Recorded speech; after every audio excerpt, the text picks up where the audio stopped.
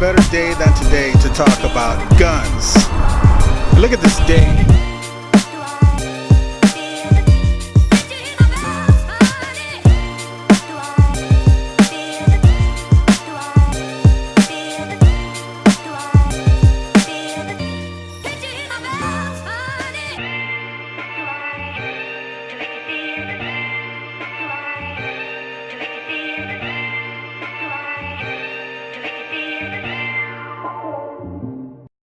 It's a beautiful day today. I thought I would talk to you about guns. Guns for set use. Today, by the way, is Monday, November 28th. And I want to talk about prop guns versus real guns and what to use, how to use them, and just to be safe, you know. This, which may look like a prop, but it is not. A real gun has weight and it has metal components which just give the actor the sense of reality that I find that they need. You know, whenever you give them a plastic gun, they have to kind of like act that it has some weight, and sometimes it just comes off looking bad. It's obvious. You don't ever want to use a real gun on a set because somebody's going to get hurt. Actors always pick stuff up. If you don't have a prop master, somebody who's in charge of the props, and let me back up here a little bit. A prop is something that an actor handles. If he picks this up, then it's a prop. If it's just sitting in a holster, if he never touches it, then it's set dressing. So just so we clear that up, don't ever use a real gun on a set, ever. Do not ever use a real gun. So we have real. This one is also real. So, you know, whoever is handling these things, be sure they know what they're doing, and just don't have a gun, a real gun, on a set, because you'll get in trouble. See, now, if you give them something like this looks real, but it's not. I just bought a cheap little airsoft spring-loaded plastic BB shooting gun, and I spray painted it flat black, and I think it looks pretty real. So this would be something I would use like on a set for let's say the actor gets shot, he falls, the gun goes flying, you get a insert or a close-up of the gun leaving his hand.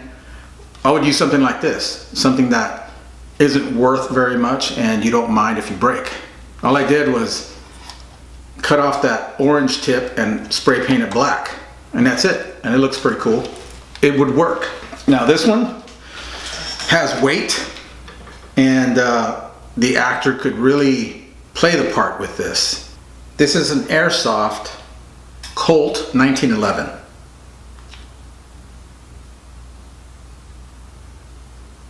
It takes a CO2 cartridge right in here. Let me show you. This bottom piece slides off. You have this metal cap which you just unscrew.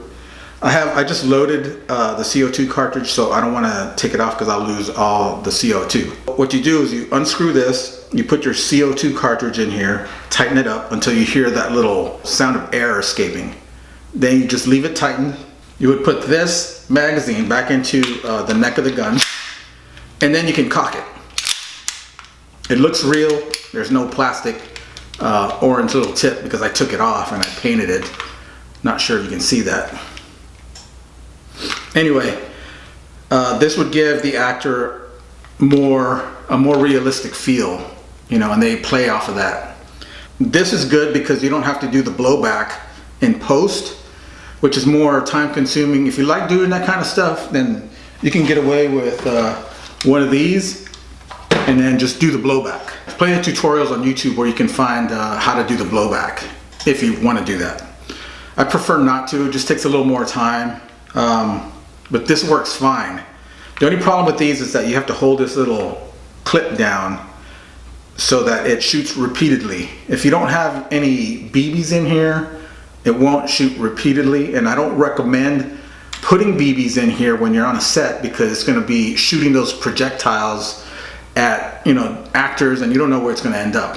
So don't use BBs, please. But one way I found to get around this is you can put a little piece of gaff tape down here so that it holds that piece down.